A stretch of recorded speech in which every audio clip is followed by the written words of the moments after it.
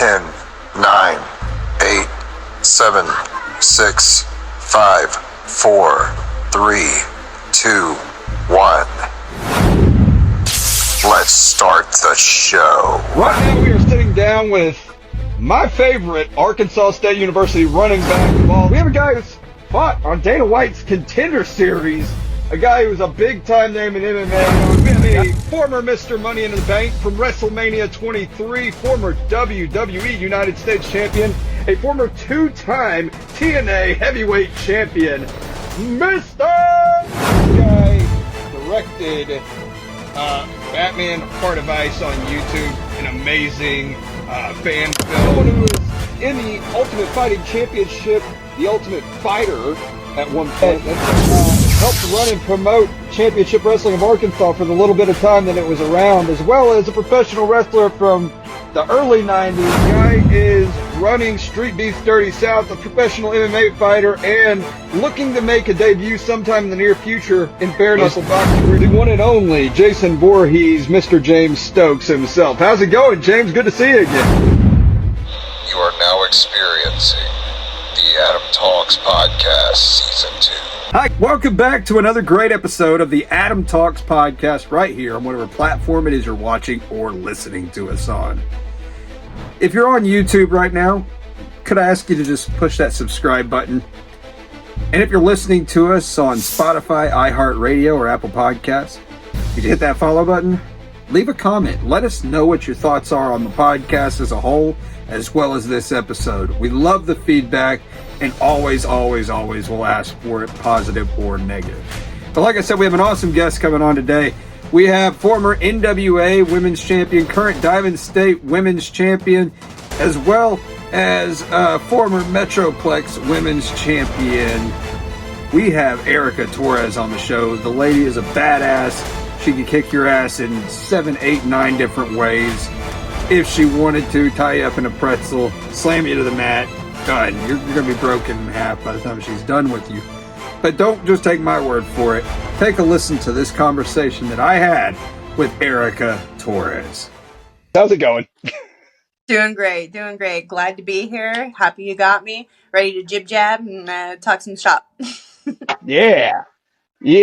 So you did your career start as a wrestler, or did it start in MMA first? Because like I said before we got on here, I saw that you were MMA fighter as well at some point.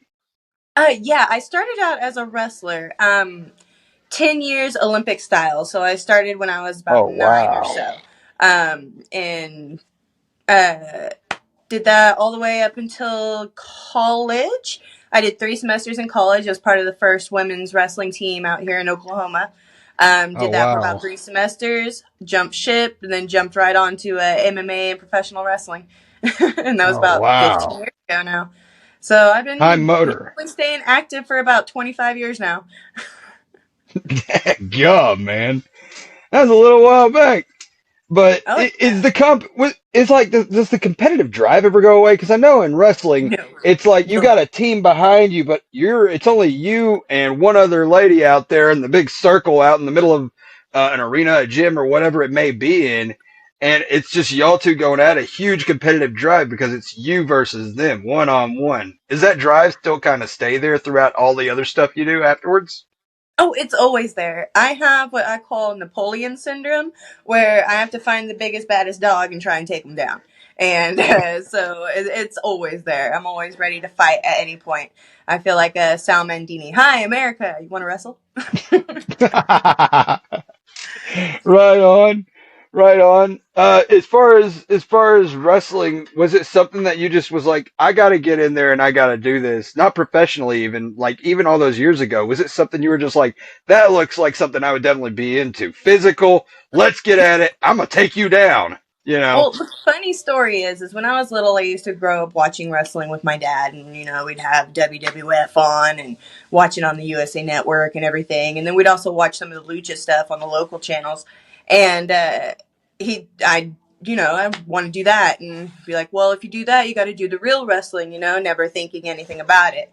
Well, when there was sign-ups at school, I ran up there. What's this? This is wrestling. All right. Sign my name. Took off.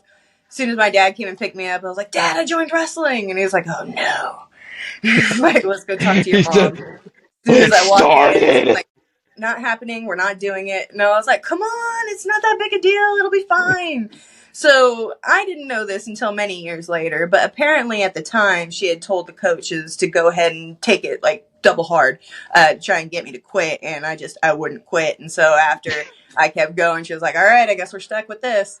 But it was a blast. My first year when I went into freestyle, I won 2 gold medals. So I was walking around like Kurt Angle, 98, 99, with my 2 little gold medals. And then after that, just stuck with it ever since, and ended up never wrestled my first female until my junior year of high school. That was when I actually got into female competition. All throughout, it was males. So I would wrestle in league. I made it to the second day of men's divisionals my sophomore year, and that was unheard of. Ended up, by the time I was my senior year, was undefeated. Ended up being a 3-time All-American, 2-time California State Champion, a national champion, 2008 or 2007 USGWA, and then went on into college, became the first American in the 2008 Dave Schultz Invitational. So it's been a go. I was the team captain from 7th grade all the way through high school. And then if it gets to the point where once you get into tournament styles and everybody starts dropping off like flies, because in California you go league, divisionals, regionals, and then state. So you got several tiers to go through. And everybody would start dropping off like flies right after the first tournament, so I wouldn't have anybody to train with. So then I'd have to start going to the other high schools around the area that actually had people still in the tournaments and have to work with them and train with them and keep on going. Wow. That is crazy. So, like, all the way up until your junior year of high school, it was not you just going against all the biggest and baddest dudes in there, man. Oh, yeah. Just taking all of them on. You're like, don't you mess with me. Don't mess with me. I will take you down. And I'd always end up winning King of the Mat. We had King of the Mat where end of conditioning into practice, we'd all get in there, start out at the lowest weight, first 2 go off, whoever wins stays in, next person comes in, 1 round, out, and I'd always end up with the big heavyweight and end up out rolling them, and then they'd be out. Man, did it change once you went to going against the other females, or was it just as tough? It was a completely different ball game.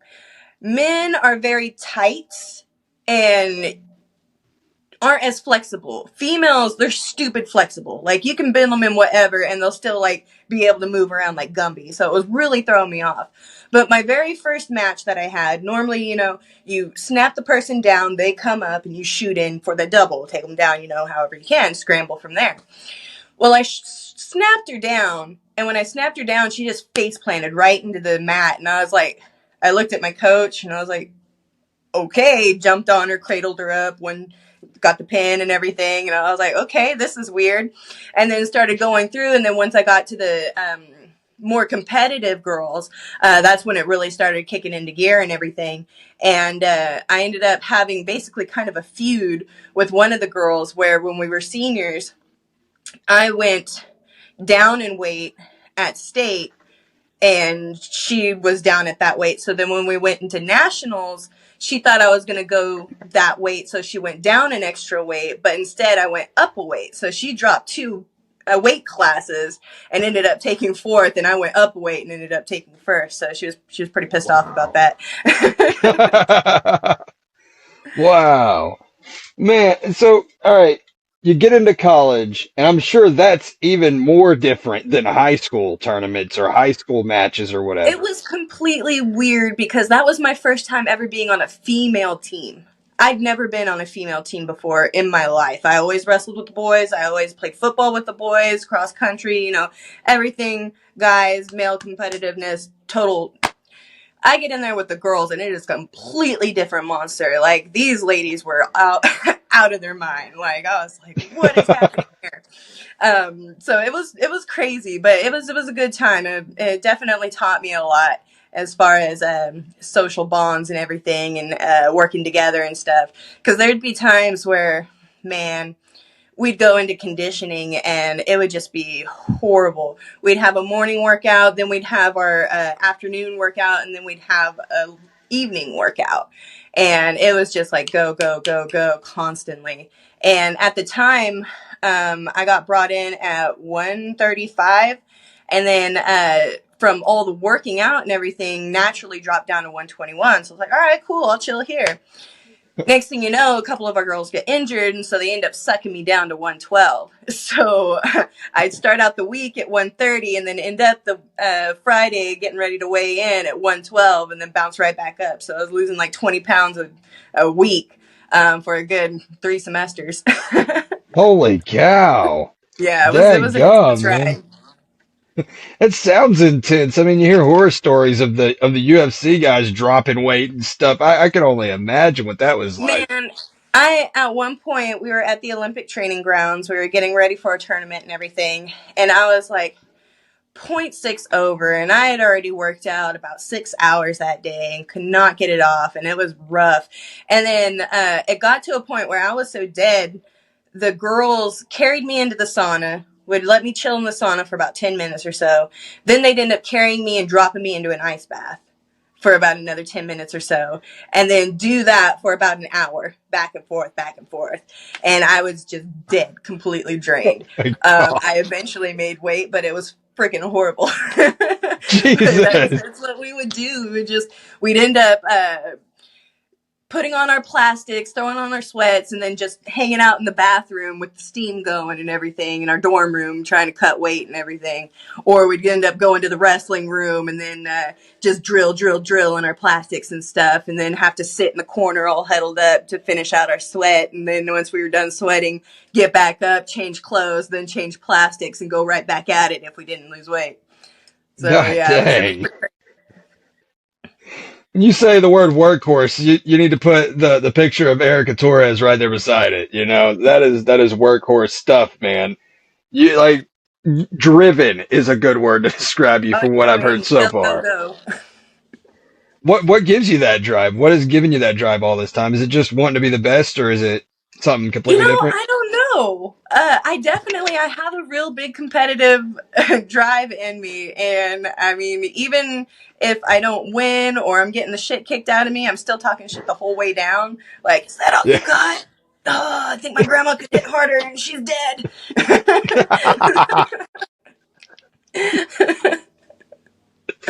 Like, you may end up kicking my ass, but I'm talking shit the whole way down. I'm not letting it go. I'm still gonna, try and get a couple more jabs. You wanna fight? Is that all you? Just get knocked out. Be down Exactly. now. Oh Wake my up a little while God. later and just be like, ah. Wake up a little while later and be like, yeah, that's what I thought. Run away. Well, And funny story too. There was a time I knocked myself out during a wrestling match. What? So Oh my I gosh. don't recall any of the story. I had to have it told to me because again, I was completely out. I didn't know what was happening. So apparently, what happened was I was wrestling this girl. She ended up taking me over with a headlock. And we used to do this thing called pin drill, which if you get pinned in a match or out in a tournament, during conditioning, you would have to lay down, and for 30 seconds, you have to fight off your back, and you have to go through every girl on the team, and the whole time, everybody's jogging around you. So depending on if 5 girls got pinned, 2 girls got pinned, doesn't matter. Everybody that got pinned is laying down there, and all of us one by one is going on and holding them. If you don't fight off your back within that 30 seconds, you have to stay there until you get the next 30 seconds. Wow. And it was intense. So once I got thrown over, all I could think was no pin drill, no pin drill, no pin drill. So apparently I threw my legs over her and was in a bridge. That is the last thing I remember. Throw my legs over bridge. Everything went black and fuzzy, and that was it. Apparently what happened, time ran out. When the girl got off of me, I went into like full exorcist mode, was in a bridge, and was driving myself all the way across the mat, into the next match. So the girls that were wrestling, the ref had to push them out of the way. And my assistant coach came over and just snatched me up, apparently, and brought me over to the corner. And him and the head coach was yelling at me and trying to get me to snap out of it and, uh, get it together. Well, apparently the trainer had came over to check on me and make sure I was okay. Whole time he's asking me questions. I'm not responding. And the head coach is answering for me. And apparently the trainer was saying, hey, she needs to answer for herself, so I make sure she's okay. And he goes, oh, she doesn't speak English.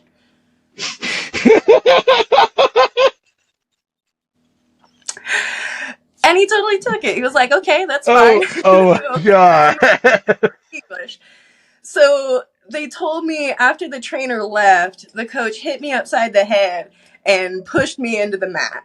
And so as I went back out there, I guess touched hands, whistle went off, and I automatically was going. I ended up teching the girl, took her down, rolled her twice, got my 6 points, ended up next round taking her down, rolled her a couple times, 6 points, and was done. And they escorted me up into the bleachers and then was just pouring ice on me and stuff. When I finally came to, I was sitting on the bleachers. I looked up. I seen all these people wrestling in this tournament. And I look over and I see like 3 girls on our team crying. I see 2 other girls and I was just like, what happened? What's going on? Is somebody okay? What happened? And they're like, you won't believe what just happened to you. And I was like, I thought I had a match. What's going on? I was just down there wrestling. What happened? And so they waited like a good 10, 15 minutes to finally tell me what happened. And I was like, oh, God. I have no recollection of this. God dang, man. You knocked yourself plumb out, and then you tried doing some breakdance maneuvers to get to the next one to take somebody else down. I get it. It's that competitive nature. You said, Man, I'm going to all I slide could all think the was way don't over get there. pinned. Don't get pinned. No pin That's why your drill. shoulders were off the mat. Your shoulders Yeah, were off the mat the exactly. They whole said it was time. like full Scoot, exorcist. scoot, I was scoot. on my head, just bridging, just driving across. They're like, what is God happening? dang. God dang. Oh my gosh. That's nuts. So you're going through this, you're doing your college time and you decide this isn't for me. Is that what happened? And then you went on Pretty to much. So I was having a hard time making weight down at 112 because, it wasn't working for me. It was getting too hard. And so the coach was like, all right, we'll go ahead and you can go at your normal weight or whatever, but we'll have to dock your scholarship. And I was like, all right, that's okay, I guess. Docking's not so bad. I signed the contract, whatever, not too bad. They dropped me all the way down to $500. And I was like, this isn't going to work. I can't afford this. This is a private school. This isn't, no. I might as well be Jesus. buying a house and a car for this price. And so I was God like, dang. all right, fine. You know what? I'll still stick it through. I'll still do it. The girls on the team really like me. I'm really driving them and everything. Things are good. All right, fine. We can do this. So I was working out, trying to lose weight. I just dropped 10 pounds that day. And I was still 2 pounds over what I needed to be for that day according to the weight chart. My assistant coach just goes off on me. You don't care. You're not doing what you need to make this. You're blah, blah, blah, just going off. And I was like, damn. And it was New Year's Eve, right? So I end up going over to one of the girls' dorms, and they're all getting ready to go out to the club. I'm like, man, give me a fucking large pizza. So I ordered a large pizza, ate that shit, and I was like, I'm going to have to run this off in the morning, but all right, fine, whatever. So they all go out to the clubs. They're having fun or whatever. I'm chilling, eating a pizza and watching Last of the Mohicans and 13th Warrior, Terminator, and all that. And then next morning, New Year's Day, go up to the gym, start running my mile and everything. Last of the Mohicans theme comes on, and I'm running. I'm like, you know what?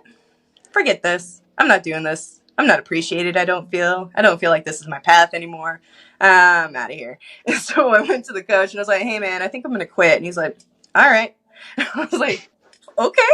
So I gave him my stuff. Whatever. Apparently the girl said later that he came in really mad because I guess a few of the other girls quit right after me. And he was just cussing my name up and down, calling me a martyr and a horrible person and this and that. And if anybody else wanted to join me, step out of the room now. And I was like, geez. So God then I dang. had to pay for a shirt so that way I could get my transcripts or whatever. I go in a couple weeks later to pay for it, and he's like, you're welcome anytime you want to come back. And I was like, "Bet I am, but I'm gonna keep on stepping, sir." Appreciate the offer. Appreciate it. Jesus. So then my plan was to go back to California and train with my cousin and get into the whole MMA business and everything. Well, my dad at the time was working out at the gym, met another professional wrestler on the indie scene. And when I was younger, he actually was on the indies and stuff, but he quit because my mom made him quit. And so that's when he would coach us in wrestling. So he met a wrestler. He was like, I'm going to get back into it. I was like, all right, cool. So he went to work out or whatever. And then he was like, hey, this is really cool. You want to come back and try it? And I was like, yeah, I'll come check it out. Went and seen him work out and stuff. And I was like, I could do this. This will be cool. So then next week I end up showing up, running through all the drills, bumping, doing all kinds of stuff and everything. And then the trainer at the time was like, so how long have you been working? How long have you been training? I was like, this is my first day training. And he's like, what? If I would have known that, I wouldn't have had you doing all of this. And I was like, it's okay. It's fine. Let's keep going. So Just that I pick up on it quick. Pick up on it quick. It's something I've wanted to do. And then my cousin let me know some gyms out here and stuff to work with and to keep training in that and everything. And so it all seemed to work out. It all worked out pretty good. Heck yeah. Right on. You said you used to watch Raw with your dad and whatnot. I was watching wrestling in '97 when I first started watching. So it was WCW, WWF. It was the Monday Night Wars the whole time. So, you got the DDP and Macho Man stuff going on, and that's something that really drugged me into wrestling and said, I want to be able to be like those guys. Hey, Macho Man, you want to fight me, punk? And then Macho Man's like all over there. He's like, Damon Dallas Page, I'm gonna break your neck, or whatever he said.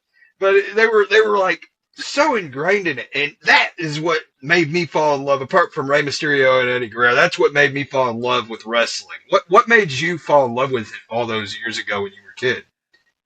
I was at the time well, I was also born on a WrestleMania too. Oh wow! It was the Mega Powers at the time, but I really liked Macho Man, and then from about I don't know, I can't remember the exact age, but I transitioned from liking Macho Man and Piper and all that into liking The Undertaker, and then moving on into Goldust and then a few of the other people. But I hated Ric Flair. My dad was a huge Ric Flair fan, and at the time I was just like, forget that guy, he's a jerk. And one of the ones that I despised the most at the time was William Regal. When I was little, I could not stand that guy. I was like, look at that smug guy, thinks he can beat everybody up. I could beat him up, I'm sure. So here I am, a little 5-year-old. Oh my God, he was one of the best at being bad for sure. Regal was. Oh yeah, and now looking back at it, I was like, wow, he did a really good job. I hated that guy. Flair is something else. He came back and had that one match like a year ago or something and almost died in it, I think is what he said or something. I'm like, what are you doing? Why are you doing this? Sometimes you can't walk away. Like I said, I'll stop wrestling when I'm dead, and even then I'll still be wrestling in my, in my grave. Be fighting with the angels and stuff. Like, who wants to go? Michael? You want to go? You want to go? You want a match? You want a match? I got you. Michael, yeah, come on. No. All right. Cool. Yeah. But I was just okay. So you got into wrestling and you started learning and you picked up on it quick. What came next for you? Where did you were you always Erica Torres in the ring? No, funny story is when I first started out, the trainer at the time wanted me to focus on my Hispanic side. So they wanted me to do the whole Hispanic thing. So I was like, all right. So ended up coming up with La Reina de Corazones, Queen of Hearts or whatever. And then shorten it down to La Reina, so that way everybody would be able to say it since it was a mouthful. And so I was out for a few years. Was usually babyface when I first started out and everything. Everybody liked to see me smile and stuff. I was quite bubbly and everything, pretty cool. And then transitioned into a heel, which came very natural. I have a resting bee face, so that wasn't too hard. And then eventually I started working down at this place, IZW. And they were like, you got a lot of credentials. You should just use your name, because if they Google you, they'll see all of these stats and they'll be able to add some legitimacy to you. And I was like, all right, so let's drop that. Boom. Erica Torres, here I am. So then they started fooling around and stuff. They're like, you need a gimmick. You need something about you. And I was like, all right. And so they're like, okay, well, it's Impact Zone Wrestling, so you could be the first lady of Impact. So I was the lady of Impact for a minute. And then they started this whole thing because we didn't have a women's championship yet, because there was only like a handful of us at the time. Every now and then I'd get someone nice enough to come up from Texas to wrestle with me, because in Oklahoma it's only female versus female, not female versus male. So they started this thing with a tiara. That would be our kind of championship there, the tiara. So then after I duped somebody out of winning it, I became the queen of IZW. I became the rightful queen. So I was running that gimmick for a while. I was rightful queen, yay me. Then Charlotte stepped on the scene and she started becoming a queen. And then next thing you know, there's 50 other girls on the indies claiming to be queens. And I was like, all right, this shit's got to go. So add to that. And me and Dee were driving in the car, heading out to a show or whatever. American Witch from Rob Zombie came on. He was like, hey, this is a cool song. You could do a cool entrance to this. You could be a witch. You know, I was like, they already call me that. Might as well go ahead and be one, So things started with the American Witch business, and then totally fell into that because I do like the natural, healings and all that jazz, with the rocks and stones and tarot cards and whatnot. So I was like, all right, this is right up my alley, Then next thing you know, everybody's starting to do these dark gimmicks. Everybody's a witch. Everybody's a magician. Everybody's this. And I'm like, I need to do something different. And then Dee was like, dude, you're a fighter. Just be a fighter. Just go out there and beat people up. That's what they want to see anyways. They don't want to see you throwing potions and whatnot. And I was like, you're right. Let's do that. And so then everybody's like, what's your moniker? What's your gimmick? I was like, no gimmick, no moniker. I'm just Erica Torres. And then here recently, since I am from Porterville, since I am from San Joaquin Valley and California, Dee threw out some names calling me the San Joaquin Slam Machine. That one's been getting over pretty well. I was like, yeah, that's awesome. That or sounds great. Porterville Powerhouse, California. So I'm like, yeah. I mean, when we're watching it and everything, you look at Stone Cold, you look at The Rock, you look at anybody that's big in business, and they weren't some elaborate thing. They were themselves. They were going out there, they were beating people up, punching them in the face, shutting them up, getting all that money from winning championships and stuff. And I'm like, boom, that's all I need to do. No extravagant nonsense. Get me in there, let me throw some people around, and then get some money that way. It's that old black boots, black tights thing, son. And that's the bottom line. And that was the thing, too, is when I came back and everything, like, I've always just had basic attire because I've never really been one to be all extravagant or whatever. I mean, I was used to wrestling in a singlet for 10 years, so there was definitely no craziness to that.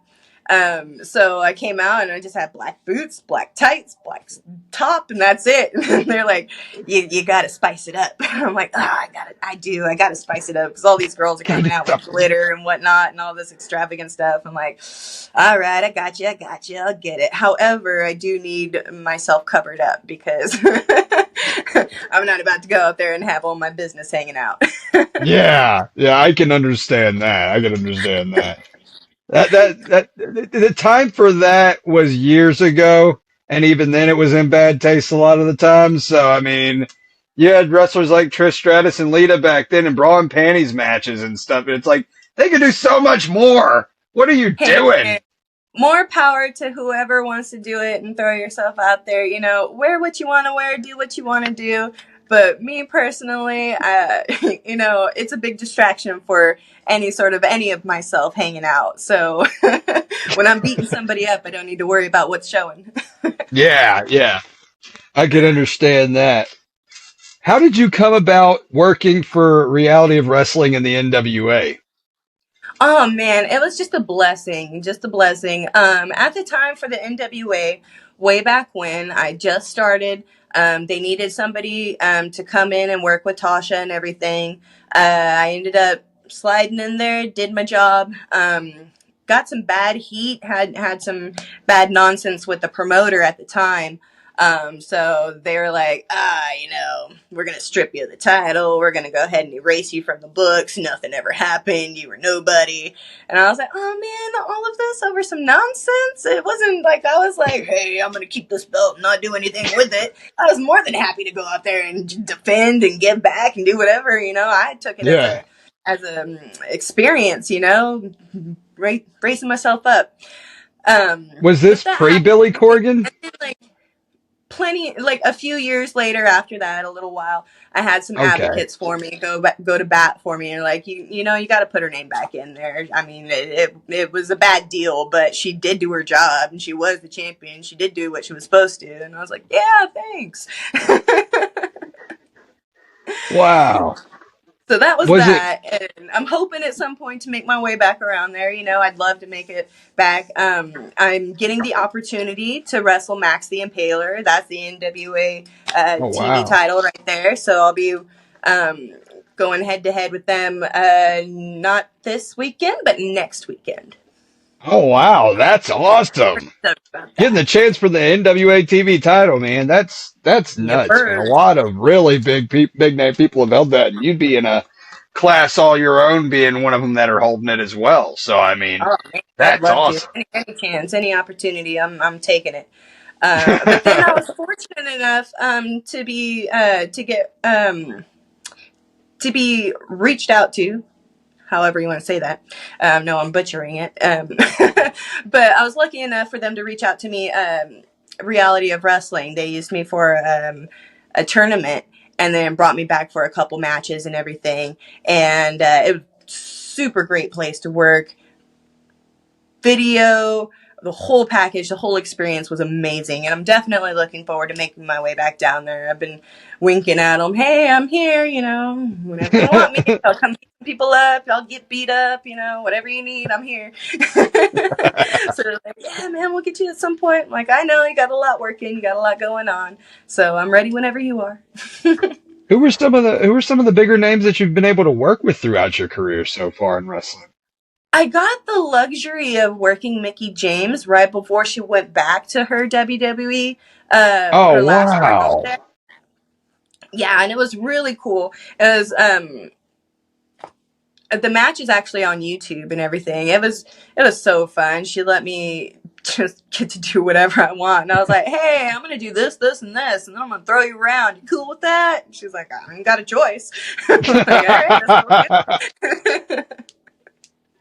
wow. So I got to work with her. I got to work with Jazz. Had really good matches with Jazz and Rodney Mack. I got to be a part of a match with Al Snow. I was manager at that point on the outside, giving the whole hoorah.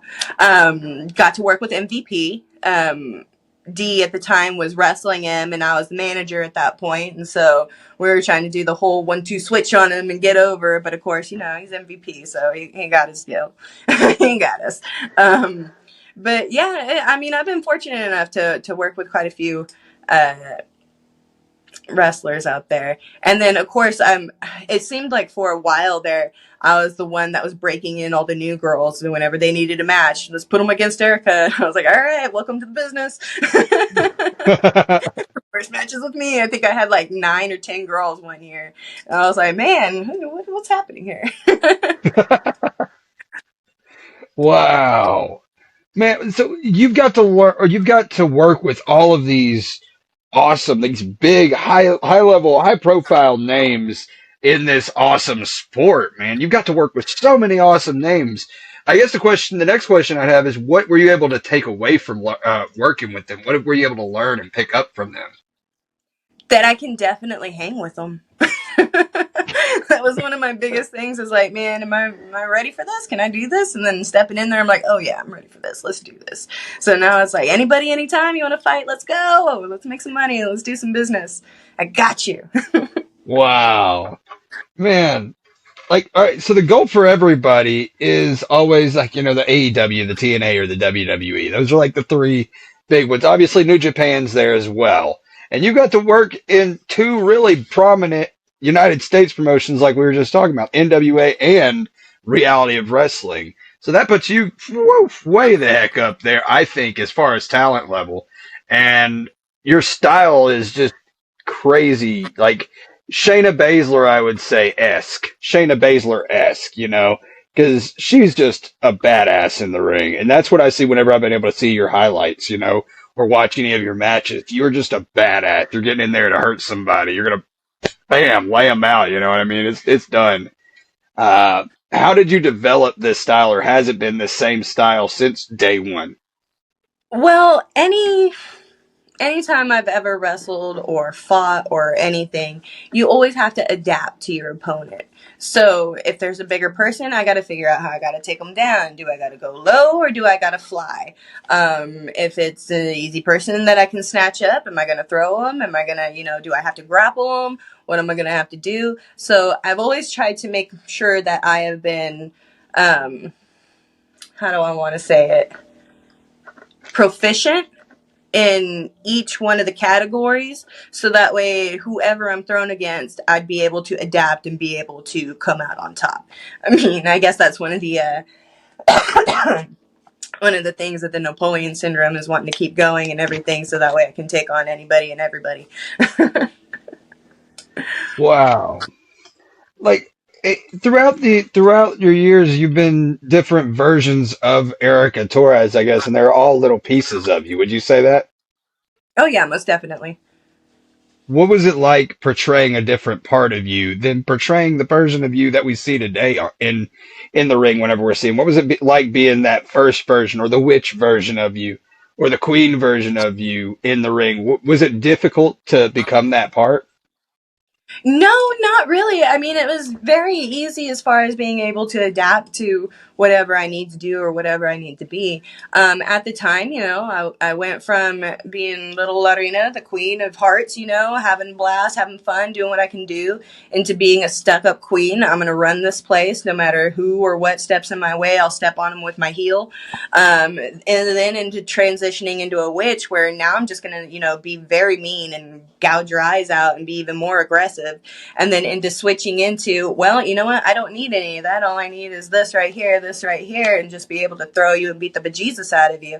So, I mean, it was definitely a good evolution, figuring out what I need to be in order to be where I am now. Wow. Would you say today, at this point in time, you're at the top of your game, and there's not been any moments before this that were like, I know I can obtain this major goal that I'm going after, whether it's being at that biggest, highest level, or whatever it may be? Um, oh my gosh, my brain just blanked for some reason. I hate it No, when I that definitely happens. feel like right now I'm at the top of my game, ready to go. I'm super motivated. I go to the gym all the time. I'm always making sure that I'm keeping up with what I'm doing, who's out there, what's going on, trying to get my name out there, trying to get to whoever wants to do good business. Basically, I feel like I'm ready to go. Like I feel like I've done a lot more this year than I have in my recent years. That's for sure. I think one of the things that we haven't really touched on is how you got to your MMA career, and how that was differed from the wrestling and the pro wrestling. What was that like, and how did you get to that point? Well, okay, so when I first started wrestling, I was like 9 or 10, did that whole business and everything. Ended up maybe fifth grade, about 11 or so, meeting my cousin, who actually just started his MMA career and everything. And so from there, we kind of kept up with it. My dad would train some fighters. So I got the luxury of going to these gyms and training with them, different jiu-jitsu, different wrestling and stuff. I got to do a few seminars with Dan Severin, Chuck Liddell, Randy Couture. We'd have those guys come through and they'd do seminars, and then they would be, the guest stars at our cage fights that we have and stuff. And so from there, I'm like 12, 13, going to all these fights and everything. My cousin's just getting his career going and everything. He went from the gladiator up into actually getting a shot at UFC. He got to win the season 2 of Ultimate Fighter and everything. And then he opened up his own gym and stuff. So after I quit, I was going to go back and start training at his gym, and instead ended up staying here and got into professional wrestling. And he just called me up one day, hey, I got a fight for you. You want to do it? Yeah, sure. All right, let's do it. Didn't get to do amateur or anything. They just threw me right into pro. Went out there, had him in my corner, and then Melvin Gillard, and ended up winning my first match, or my first fight, yeah. And she was a Muay Thai fighter too, and so they were like, all right, she's really tall, watch out for her kicks. First thing I do is just shoot in a double, run her into the cage, and then spear her right down, and then ended up getting her into basically a full Nelson, but locking the arm, and then just continued punching her in the face, and then her arms were up, so she couldn't defend herself, so then they ended up just calling it there. Oh, wow. How different was it going from not necessarily pro wrestling at the moment, because I want to ask about that as well, but how different was it going from the wrestling background, your amateur background and collegiate background, to this MMA fight world? Was it like miles difference, or was there just like certain things that were, way more different than other things? Um, I was fortunate enough to have the grappling in my back pocket, so I was always able to grapple. Really good at taking people down. The thing that I needed to focus on the most was boxing, my hands, my kicks, and everything like that. So having to step up that game and get training in different boxing, different Muay Thai, different aspects of actual strikes and everything. But whenever I'd have the coaches there in the corner, I was always good about listening to my coaches. And on one of the fights, you can hear the commentators say that my coaches are basically playing a video game, because everything that they're saying I would do. And Yeah. I always had a habit of bringing my opponent to my corner, always circling my opponent over to my corner when I was wrestling, when I was fighting, or anything like that. So that way I'd be able to hear, because they have the extra eyes where I can't see. And so if I can hear what they're saying, boom, I'd be able to do whatever, and then it would be all good. So, being able to hear, okay, well, now I need to hammer fist. All right, post, hammer fist, the sides open, give them a knee. Okay, let me swoop over here, knee, let her up. All right, I'll let her up. We'll go standing, take her down. All right, we'll take her down. So. Okay, so you just had to add a whole bunch to your arsenal after having that wrestling background. Yeah, just And evolve. Just add a bit. definitely. Have you had any, as far as going back to your pro wrestling career, it's miles different than that as far as MMA, but I'm sure the competitiveness is just as heavy in either of them that you're doing. Am I correct? Oh yeah, most definitely. There's always that competitive drive in any sort of any sort of standing that we have out there, for sure. Everybody wants to be Right the best. on. Everybody wants to be top dog in that main event. Yes, man. That's where it pays the most. So I mean, that's where Hmm. you want to be. Uh, going to your wrestling career, my brain switches so much. I have ADHD. I do apologize for that. But going back to your professional wrestling career, do you have any inspirations for your style of wrestling, or for the way you portray yourself in front of a crowd, or anything like that? Do you have any influences from the business that really kind of inspired you and said, I like what they do. I think I'm going to add that to this. When I first started, I watched a lot of Rey Mysterio because I was small and I needed to be able to move. So I started out with Rey Mysterio. All right, I'm going to need to be maneuvering around this way. I need to be quick. I need to be doing this. And then I started watching a lot of Benoit and Malenko because, you know, they were really great at suplexes and stuff, which I was doing all this time. So I'd watch them on their technical stuff. And then moved on to watching Triple H, Rock, and Stone Cold, and watching how their timing was, watching how they sold, watching how they were moving. Everything meant something. They cut out all the extra steps and would keep themselves in a nice, close spot without extra movement, so that way they conserve energy and they are able to put the most emphasis into whatever they were doing. So little things like that, and then watching, you know, like Macho Man, having that presence, having that talk, being able to speak, and then on top of which being able to relate to a crowd in the middle of whatever's happening. You know what? Stop it. Somebody's talking nonsense. Let me jib jab with you for a minute, put you in your place, and then I'll go right back to beating this dude up. Okay. I know after talking to several, like I've talked to several MMA fighters, trainers, promoters, as well as bare knuckle boxer as well, and just a boxer, and they all said the same thing about this. And I was going to kind of ask you about it because you were a collegiate amateur wrestler and you were an MMA fighter, but also a pro wrestler. So those are completely different worlds, the worlds of MMA and amateur wrestling and pro wrestling. The pro wrestling world, you're always paying attention to the crowd so you can work and help build and make that noise and all this. But in the other worlds, you're not paying attention to the crowd because you got to pay attention to your coach. Was that a difficult transition after coming out of wrestling into this wrestling? I don't think so. I feel like it was always there because I was a girl. B, I was the only girl. And C, I was such a monster that sometimes the boys would play sick so they wouldn't have to wrestle me. Because back in those days, again, it's terrible for a boy growing up having to wrestle a girl because either A, you beat a girl, it's just a girl, or B, you got beat by a girl. You suck. So I've had plenty of kids, you know, I roll up within the first round. I had one kid that I rolled up in the first round in the tournament, and he just said, fuck this, and then took his headgear off, threw it, and then took off, and he was done. But one of the moments I feel like was the moment where I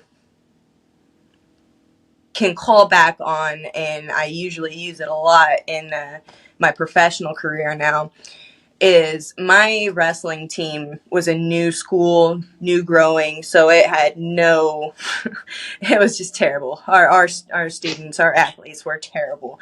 And so we were going against the league champions.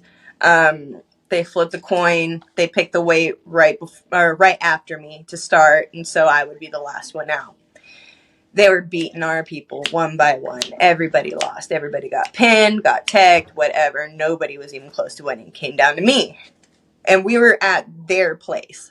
So we were the visitors. And since they were the league champions, the whole stadium was filled. Oh, I say stadium. The whole gymnasium was filled. So they had all of these parents. They had the whole school there. Everybody was there. They were getting excited because they were thinking it was going to be a blowout.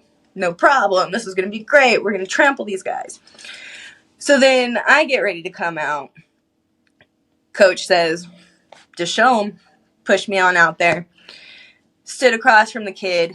Ended up shooting in, taking him down within like 8 seconds or so.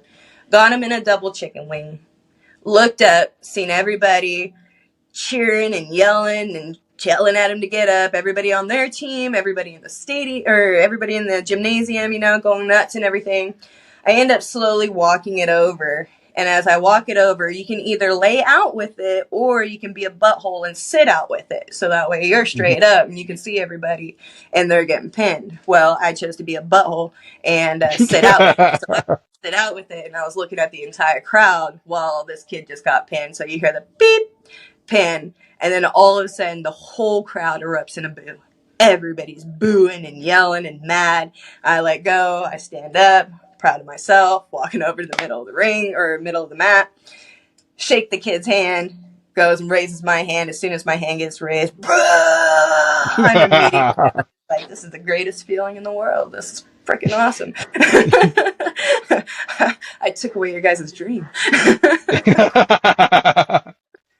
Is it easier for you to be the bad guy? You know, I mean, I'd say yes, because, I mean, it's really easy to be a butthole in any sort of life situation, you know? It's really easy to be a butthole. It's hard to be a good person, you know, because you have these people that are like, ah, and you're like, all right, so should I be Jesus and turn the other cheek, or should I rah right back at him and cause more of a commotion? So it's always easy to be a bad guy. It's harder to be someone to get behind. And so that's where you gotta, you know, you gotta have something in you. You gotta have something to connect with that crowd. You gotta be ready to go and get them behind you. So I feel like either way, I get a mix, because if I'm supposed to be a bad guy, yeah, I'll be a bad guy. Go out there and beat the bejesus out of you. But you're also going to be excited to see me pick somebody up and throw them, you know, because very rare do you get to see that as often, you know. So I go back and forth. For me, it was easier. Like I had a backyard wrestling background, and then I'm going into my I think seventh match in July or something. So I'm at Fort Smith Comic Con this year doing that, and I found my first three matches or four matches I was a babyface, and my last three matches that I've had I've been a heel, and I absolutely love being the bad guy. It's like getting to let loose a side of me that I don't ever do, you know, let loose because you got to be a nice guy whenever you work at a school as a janitor, like I do from in a 9 to 5. Can't be jerks to the little kids there or anything. Can't be mean to the teachers or nothing. But one day out of the month, I can go somewhere and I can tell an audience to shut the hell up. You don't know what greatness is until you look at me or whatever the hell I'm going to say. And it's just really, it's easy being an asshole. I think you're extremely right about that. It's easy being an asshole, and I love it whenever I'm doing it in front of people. But normally, I like being a nice dude. So, but what is? I've asked a lot of wrestlers this question. Who is on your Mount Rushmore of professional wrestling? As in, like, who I admire or who I want to fight? Give me both of them if you want to. I don't care. Both? Hey, you're throwing me here. Okay, I would definitely say Macho Man for sure. He's up there. Triple H, of course. Stone Cold. Um, let's see here. The fourth pick, the fourth and Of final one, course, there man. be a lot of people that go on here. There are a lot of good ones out there. I'm gonna throw out Piper. I like There you Piper. go. Yeah. He was a They were all, nonsense kind of a guy. He'd give you a good what for. he smashed that coconut over Snuka's head on Piper's Pit. He doesn't play. That wasn't a gimmicked coconut either. That was a real one. He grabbed the wrong one. Man. Um, as far as people you would like to face, who would they be? Like if you had the Oh chance to man. face anybody. As in, like, right now in today's times, Oh, gosh, I want top dogs. I want top dogs. you want Men Bianca with Belair, Rhea Lesnar. Ripley. Give me a Rhea. Give me a Lesnar. Give me a Roman. Jealous of Ronda. She got to wrestle H. I was like, that should have been me. That should have been. It should have been me. Exactly. God dang. Keeps me up. It keeps you up at night. You wake up out of cold sweat and sleeping. It should have been me. And then you go back to Exactly. sleep like nothing happened. Haunting. What are some really important things that you've learned that you could pass down to me or any other younger person, or any other younger person in the business, should I say?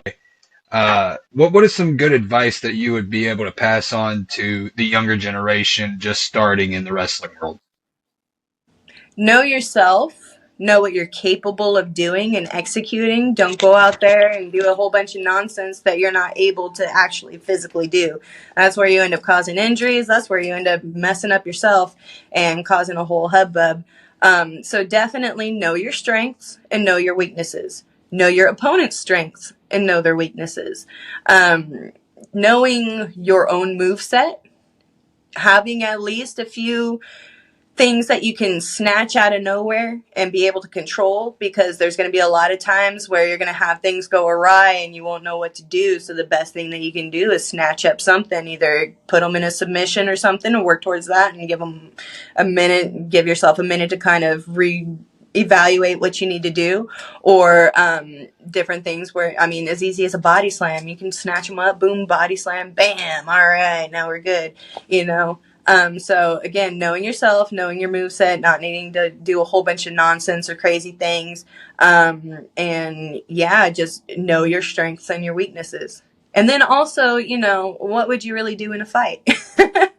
You know, and also maybe learn how to fight.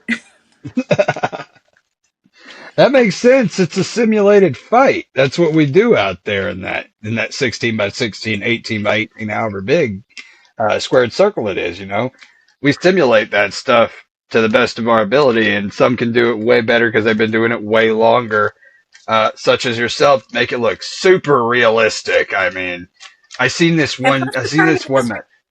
I mean, this past weekend, I didn't talk to anybody about anything. I ended up just going out there. I was in a rumble, and I had no idea when I was going out there, no idea who was going to be out there or what I was going to do. So as soon as my music hit, they're like, ah, that's you. And I was like, ah, that's me. So slid right on out there, seen the first guy in the corner, punched him in the face, threw him. Turned around, seen another guy in the corner, punched him in the face, picked him up, slammed him, thought of a move that I wanted to do, turned around, guy wasn't in position, so like, hey, he's in position for a German, snatched him up, threw him, boom. All right, there you go. The day before that, I was in a six woman scramble, and we had 15 minutes, and I was like, man, there's a whole bunch of nonsense in here. I'm just going to chill on the outside and figure out what I'm going to do, you know?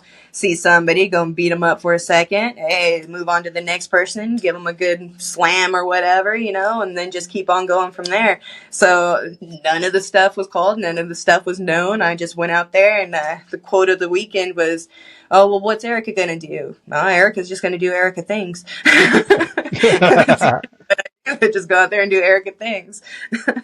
Man, like what I was saying, I seen this match. There was no ropes. It looked like Josh Barnett's Bloodsport. You were doing this match, and you were just laying in forearms. So that I was like, "What am I watching? She is going to kill this girl." It was like the Simpsons meme. Stop! He's already dead. You know, it was like that whole thing. I was like, "What is going on?" Yeah, What kind of a match was that? We're doing a new thing with that one where they're wanting to do more of a grappling style instead of so much professional wrestling. They're wanting to give it more of an MMA grappling, you know? And so they do the rules. Do you want to do fists? Do you want to do elbows, kicking an opponent when they're down? So you guys get to determine what the rules are and how to go around that. I figured, you know, all is good, but I'm just going to grapple with her first and just kind of see where it goes and escalates from there. And it ended up escalating from there, where I ended up snatching her up and throwing her, and then just got on top and was laying in the shots. And I was like, I think she's done, but the ref wasn't pulling me off, so I was just going to keep going until the ref pulled me off. Right on, right But on. that was a fun spot, because I got to demonstrate and show another side of the talents that we got out there. Because Kate, she's also has a background in jiu-jitsu and stuff too, so we were able to go out there and roll and try to transition into some different things and stuff and go horn to horn, man. I want to see you face off with Shayna Baszler. That's what I want to see. I would definitely look. Either that or friggin' Thunder Rosa. See you and her go against each other. I've actually worked with Thunder Rosa before. Oh wow! Up on YouTube. Wow, I'll have to check those out. That was probably some hard hitting stuff there too. Oh yeah, definitely. She's phenomenal. It's much like yourself. She is phenomenal, and everything looks way too real at times whenever you're watching matches with either of you ladies. Just simply one of the best that I've seen do it. The first time I seen you was watching some Diamond State wrestling stuff where you won the women's championship. You know, I seen that and I was like, holy cow, man. I'm gonna have to get a hold of this lady because she's just a badass, man. God damn, you know, it's like, that is nut. But usually we end the show. We're getting closer to the end now, and usually I like to end the show with something that I kind of took and twisted and made my own version of it from a guy who does podcasts with three very specific initials, CVV. Took it from Chris Van Vliet. He has this thing where he's super grateful, and I saw that and I was like, I am extremely grateful for anything that happens to me. So I kind of want to adapt that. So I'm going to say three things that I'm grateful for, and afterwards I'll give you the chance to do the same. For me, they don't change that often. If you haven't watched any of these, then you won't know. But they don't change for me that often. It's my support system for one, my beautiful fiance, my wonderful 13-year-old daughter, and my 8-year-old daughter, and my mom and dad, and my brother, and anybody who supported me throughout doing anything, filmmaking, wrestling, podcasting, music. I've had a lot of different stuff because of my ADHD, and they've always been there to support me, and I couldn't do it without any of them. The second is you. Well, should I say all the guests that come on, including you, because look, if I'm being honest, you don't have to be on here. I'm just some dude that likes talking to people. So it means the world to me to get the chance to talk to former NWA women's champion, a former Diamond State women's champion, former Metroplex women's champion. I mean, God dang, man. It's just awesome to be able to talk to you and get to learn a little bit from you. Like that tidbit that you gave. It means a lot that you came on here when you really don't have to. So thank you. I'm really grateful for you and all the other guests that have came on.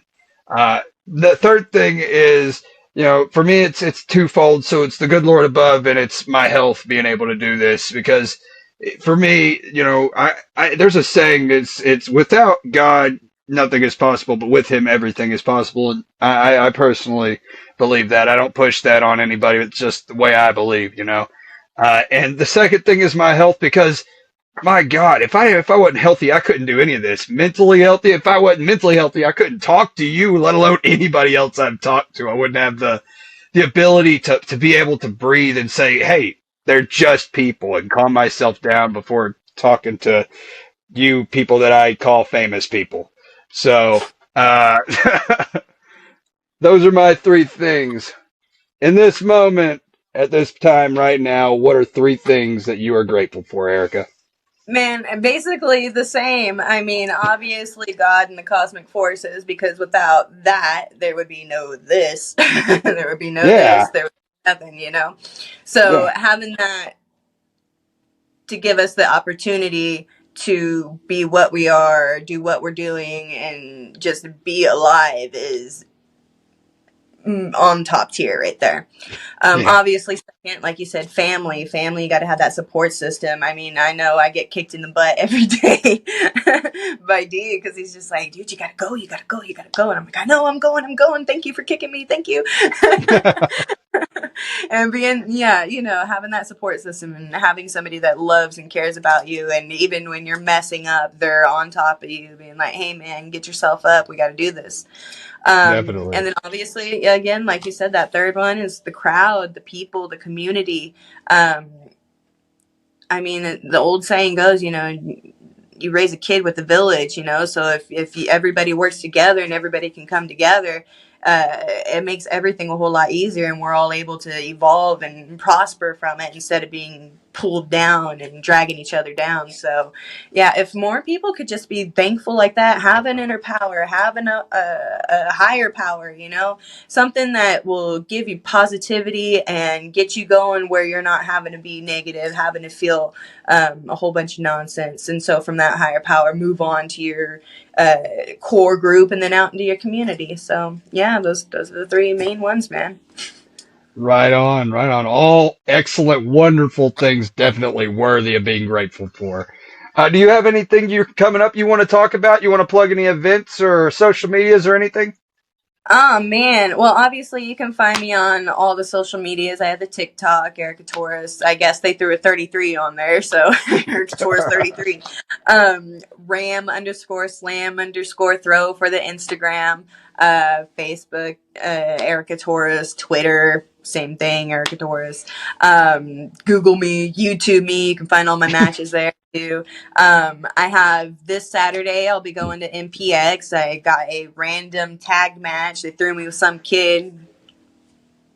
So I'm like, all right, you keep in the corner and don't mess up my stuff. You stay there and watch me work. Don't move. I know you're going to mess something up. So I have that at MPX this Saturday. And then next week is going to be a busy week. I got Friday night. I'll be down at the DFW area wrestling Maya World for DFW Academy. And then Saturday morning, I'll be wrestling in Amarillo for, I think it's called Nacho Wrestling. But I'll be in Amarillo wrestling there in the morning. It'll be at a big festival at noon. And then I'll be heading down, hightailing it to MPX again that night to wrestle Devlin's or whatever his name is. I'm terrible. And Max the Impaler. And then, yeah, so a lot of driving. And then upcoming, I mean, I'll be making my way back out to Diamond State to defend the championship, heading out to Inspire, heading out to Baracco Pro, hopefully heading back out to ROW. Got some other stuff coming up, so looking forward to getting out there more. Man. Well, I appreciate you coming on. I mean, one real quick question before I let you get out of here. Does winning the championships that you've won help you feel like you've accomplished something or that you've done something in the business? Or is it just like, all right, that's one thing, let's keep moving, go to the next? I'm kind of torn. I'm torn because it's like, all right, cool, I got this. But then I'm like, okay, that was yesterday. What about today? What about tomorrow? What's next? You know, you can't just rest on your loins after you've accomplished something. You got to keep going. There's like that drive is never filled. It's always a want, a need, a more. You know I can do better. I need to do better. So let me go on and show that I can do better. This was great today, but tomorrow, what can I do then? Definitely. It's kind of like the thing, the never give up, keep moving forward thing, because the minute you stop, there's the minute that your momentum stops, and the minute that stops, you're not doing anything. You're existing, and that's it pretty much, and everybody, I think everybody is better than that, and everybody is worth more than that. They're worth what they believe and more. They just got to have the will to push themselves to see it. So yeah, don't be complacent. Well, it was wonderful having you on here. Thank you so much for coming on. Maybe we can get you back on somewhere down the road and talk again. Right on. Well, hey, have a great rest of your evening. You too. Take care. This was an awesome conversation. I had so much fun with Erica on the show. She really knew how to keep it light. She knew how to joke around. She knew how to have a good time. And those guests are the guests I love the most. Sometimes you are just looking for a lot of information, and it's awesome to have guests that'll give you that information. But it's really cool sometimes, and it's really special most of the time whenever you got someone that's willing to give more than you ask for back. And Erica did that in spades today. Erica, thank you so much for coming on the show. I can't wait to have you back on at some point. It's going to be awesome to see where you've gone and to know where you've came from, your wrestling background, your MMA run, your pro wrestling career as of now, and she's going to ride until the wheels fall off. Erica, you are one of the best that I've ever seen do it in the women's division, and I can see you doing amazing things in the future. But guys, as for this one, we are done. This episode is over, and we're looking forward to next week for the next episode. That's right, we are cutting back on our episodes per week. I know it's really weird to hear that. We just moved up to 2 episodes a week not long ago, but trust me, it's going to be worth it in the end. And I'm sure at some point in the future, we will come back with 2 episodes per week, but just stick with me and trust me, 1 episode per week is going to be awesome. You're going to get a better experience. You're going to get a more full, more complete feel on the episode, and it's not going to feel so kind of rushed and put together. Maybe I'll explain it one day, but for now, it's time for so long. So never forget to always listen when Adam talks. We'll see you very, very soon another episode of the Adam Talks podcast. One more thing. I did want to apologize for the Ask Adam episode a couple episodes back. I lost my temper. It wasn't professional. I was hosting a show, and despite what may be going on between myself and Jeremy Lewis in the wrestling world, I should not have done that on this show. For my part in it, I apologize, Jeremy. Now I'm just going to wait for you to be a bigger man and to apologize to me directly for the remarks you made on the show. Have a great rest of your evening, everybody.